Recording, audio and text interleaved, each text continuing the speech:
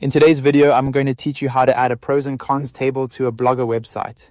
To get started, head over to your Blogger dashboard.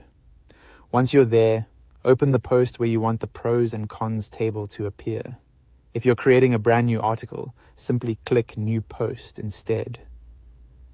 This works the same whether you're updating an existing blog post or building one from scratch, so choose whichever option fits your situation. After the post editor opens, the next thing you need to do is switch from Compose View to HTML View.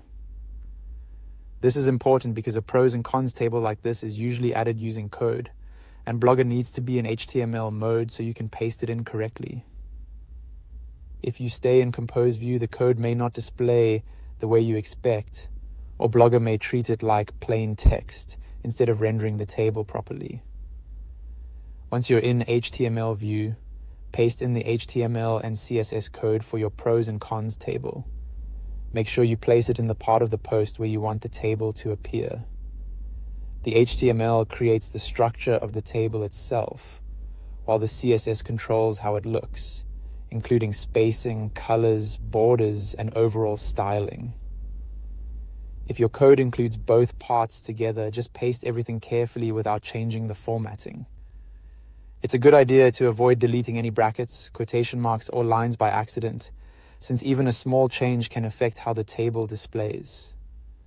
After pasting the code, you can switch back to Compose View if you want to continue writing or add more text before or after the table. This makes it easier to work on the rest of your blog post in a more visual editing mode. If you'd rather check your design first, click Preview to see how the table will look on the live page. Previewing is especially helpful for making sure the table fits well with your post layout and looks clean on the page. When everything looks the way you want, click Publish to make it live on your site.